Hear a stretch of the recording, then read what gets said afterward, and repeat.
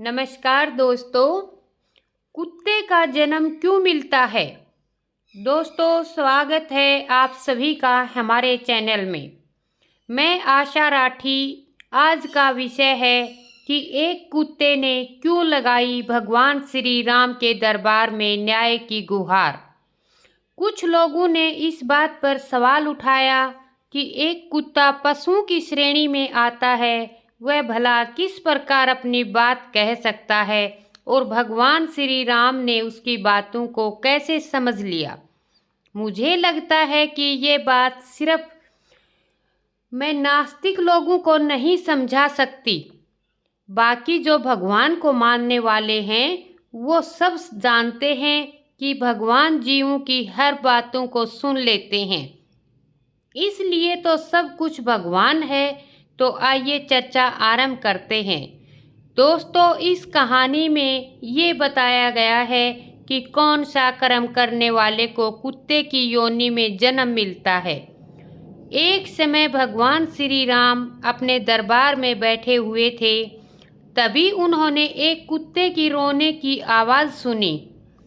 जब इस तरह उनके द्वार पर कुत्ते को रोते हुए 3 दिन हो गए, तब राम जी ने सोचा, यह श्वान लगातार तीसरे दिन भी मेरे द्वार पर खड़ा रो रहा है।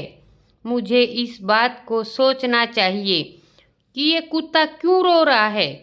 यही सोचकर प्रभु राम ने उस कुत्ते को दरबार में बुलाने के लिए अपने कुछ दूतों को भेजा। कुत्ते ने दूतों को स्पष्ट शब्दों में कहा, हे महानुभाव, मुझे माफ़ करना। मैं पाप योनि में मुझे जन्म मिला है, इसलिए मैं दरबार में नहीं जा सकता। मेरे लिए कुछ स्थान वर्जित हैं, जैसे कोई मंदिर, यज्ञशाला, हवन गृह, तुलसी के उद्यान, किसी सभा या मठ में, राजभवन या गौशाला, पवित्र तीर्थ स्थल, रसोई घर या स्नान या संध्या करने के स्थल पर मैं जाने के योग्य नहीं हूँ।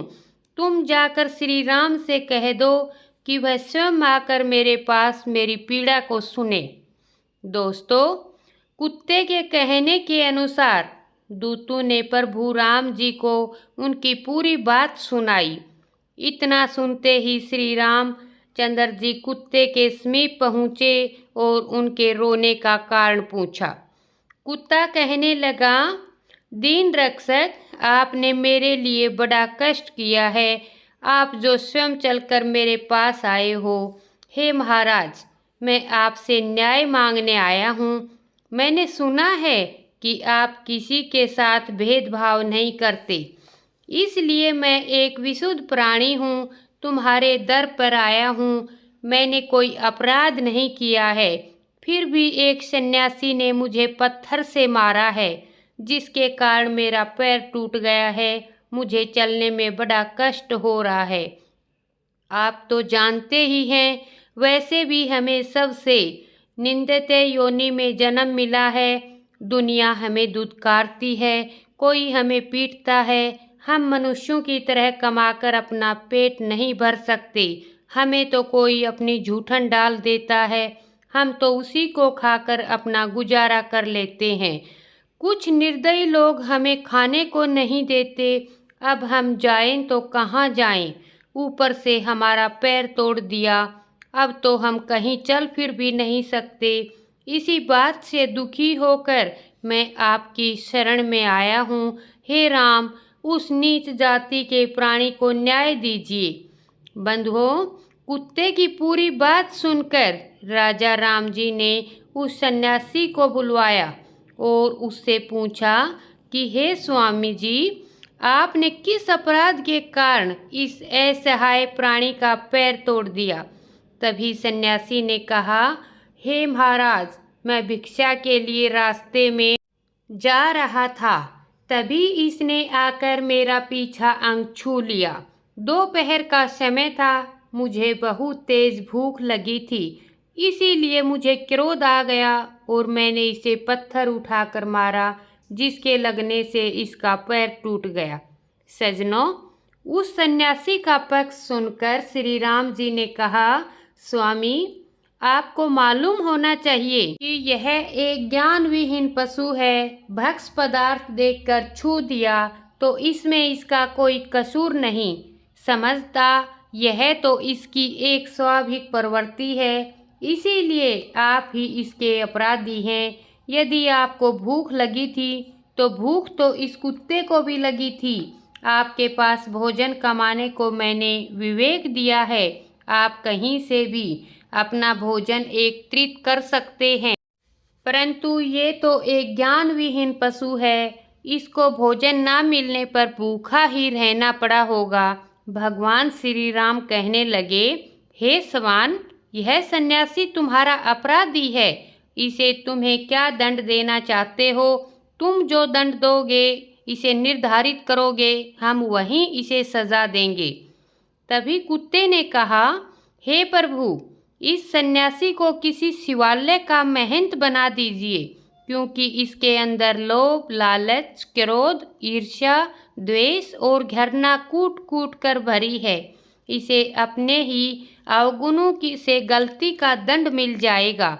सज्जनों, इस तरह उस कुत्ते की बात मानकर श्री राम ने उस सन्यासी को सुंदर वस्त्र पहनाए, फूल माला और चंदन से सुशोभित किया और एक पालकी में बिठाकर उसके साथ तरह तरह के बाजे बजाते हुए उत्सव के साथ एक शिवालय में ले गई और उसी शिवालय का महंत बना दिया। मित्रों, उस समय अज्ञानवश सन्यासी बहुत प्रसन्न होते हुए अपना भाग्य उदय समझ रहा था। सन्यासी ऐसी न्याय व्यवस्था को देखकर दरबार के कुछ लोग बड़े विषम्य में पड़ गए। उन्होंने श्री राम से पूछा, हे प्रभु, सन्यासी ने तो कुत्ते की टांग तोड़ी थी, परंतु उसे दंड देने की बजाय उसे शिवालय का महंत बना दिया, उसे बहुत सारे सुख दे दिए। इस क्रूर रहस्य को हम समझ नहीं पाए, इसका क्या अर्थ है? तभी कुत्ता कहने लगा कि कुछ स्थान ऐसे होते हैं जहाँ लोभी, लालची, कामी, क्रोधी, ईर्ष्यालु और घृणा करने वाले लोग नहीं रहना चाहिए। जैसे खेत में अन्न खाने वाला, शिवालय, मठ, बगीचा, दान गृह, इन स्थानों पर रहने वाला, अनाथ स्त्री और बालकों का धन हरण करने वाला, शिव को अर्पण किए गए धन को खाने वाला, अन्याय करने वाले का धन, राजा के घर पहुँचे हुए याचक को भगाने वाले, सभी का धन हड़पने वाला, प्रायश्चित के लिए दिए गए धन को लेने वाला, ब्राह्मण भोजन के लिए लाई गई सामग्री में से चोरी करने वाला और बेईमानी करके अधिक धन इकट्ठा करने वाला, ऐसे लोगों को मरने के बाद कुत्ते का जन्म मिलता है। कुत्ता कहने लगा, मैं भी अपने पूर्व जन्म में एक मठ का महंत था। लोभी, लालची स्वभाव के चलते मैंने मठ पर आए हुए धन को धर्म कर्म में ना लगाकर स्वयं उसका उपयोग किया, इसीलिए मैंने कुत्ते की योनि पाई है। सज्जनों, इसका अर्थ ये बिल्कुल नहीं कि हर एक शिवालय के महंत को कुत्ते की योनि में जन्म लेना पड़ता है।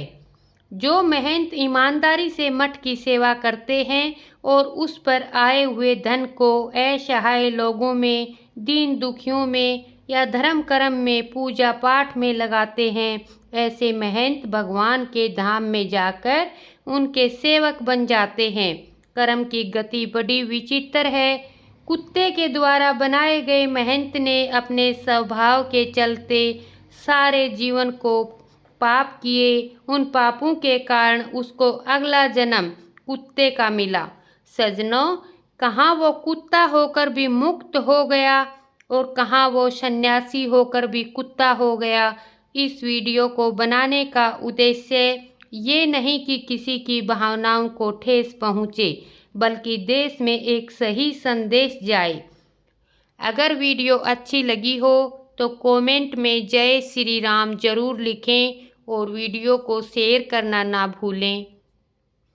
हमेशा की तरह मैं आशा राठी आपसे एक ही बात बोलती हूँ, हमेशा अपने परिवार के साथ खुश रहें और कर दिखाएं कुछ ऐसा कि दुनिया आपको देखती रह जाए।